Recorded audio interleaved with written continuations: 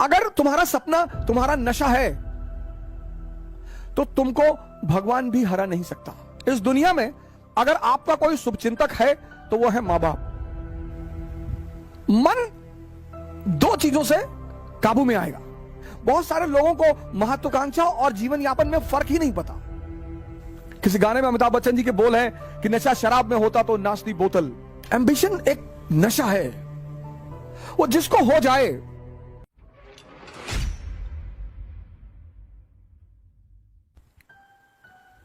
अगर तुम्हारा सपना तुम्हारा नशा है तो तुमको भगवान भी हरा नहीं सकता।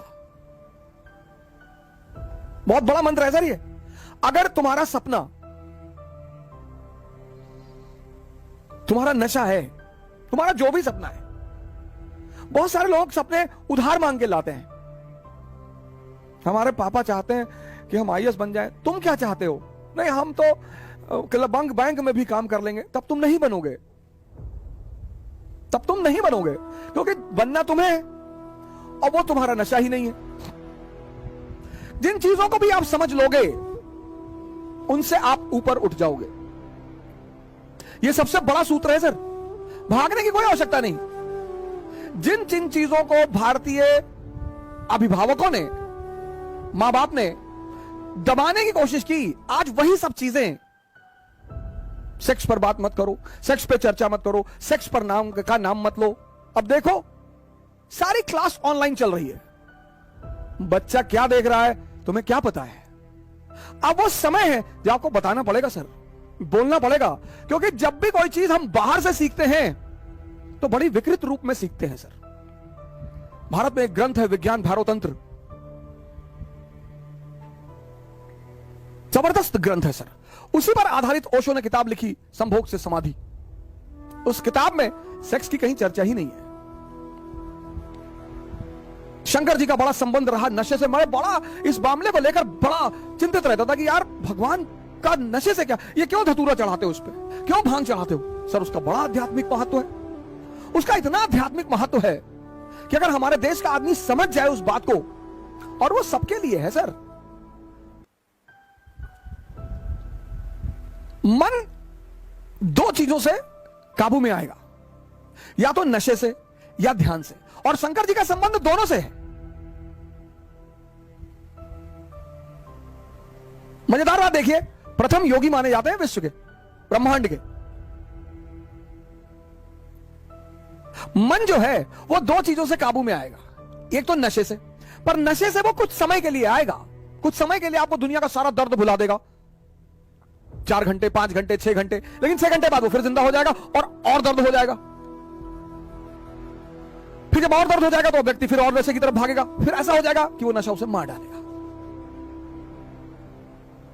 तो वो नशा, वो धतूरा, वो भांग, वो गांजा, ये जितनी भी नशे की चीजें हैं, ये भोलेनाथ पे चढ़ाई जाती है कि प्रभु ये तुम ले लो और ध्यान हमको दे दो। भारतीय संस्कृति के सुपरस्टार है सर, सुपरस्टार। पौरुष पर बल देते हैं, कपड़े पे ध्यान मत दो, कुर्ता पजामा डाल लो, निकल लो। ताकत होनी चाहिए कि प्रधानमंत्री के दरवाजे पर खड़े हो जाओ तो भागते हुए बाहर आ जाए। ये सब सूचना दे रहे हैं वो। टाई वाई लगा के, 50,000 का जूता पहन के, डीओ लगा के क्लर्क के सामने जाके खड़े हो कि विधायक जी से मिलना है। वो बैठा है, विधायक जी से मिलना, विधायक जी बिजी है। पता लगा विधायक जी अंदर दहला पकड़ खेल रहे हैं। बहुत सारे लोग जीवन यापन के साधन ढूंढ रहे हैं, एम्प्लॉयमेंट के साधन ढूंढ रहे हैं। बहुत सारे लोगों को महत्वाकांक्षा और जीवन यापन में फर्क ही नहीं पता। महत्वाकांक्षा एक नशा है।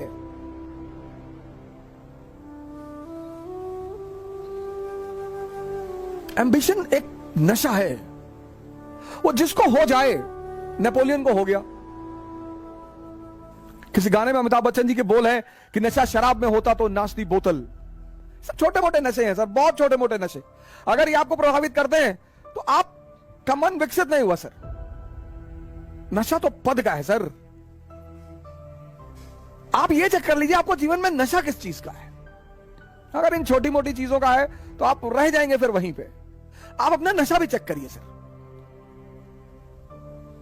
मोदी जी को नशा रहा होगा, लालू जी को नशा रहा होगा, इन नशों ने ही इतनी ऊंचाई तक पहुंचाया सर। और किसी की हिम्मत ही नहीं है, और किसी की औकात ही नहीं है। नशा होना चाहिए सर। मुलायम सिंह यादव जी इतनी ऊंचाई तक पहुंचे, मायावती जी इतनी ऊंचाई तक पहुंची। किसका राजनीतिक करियर कैसा रहा वो एक अलग चीज है, लेकिन जब भी कोई सामान्य व्यक्ति असामान्य कार्य करता है तो वो नशे में ही रहा होगा। यहां लोग उठ नहीं पाते, या बड़े सारे लोग मेरे पास आते हैं, कहते हैं कि सर सुबह नींद नहीं खुलती। तो कौन कहता है सपने देखने के लिए? जब सपना देखो तो एक चीज चेक करो कि तुम्हारे अंदर उस सपने को लेकर नशा है या नहीं है। समाज का काम है आपको बर्बाद करना और भटकाना, यह समाज का धर्म है। उस समाज में अगर कोई आपको बनाने वाला मिल जाए मां बाप के अतिरिक्त, तो आप बहुत भाग्यशाली हैं।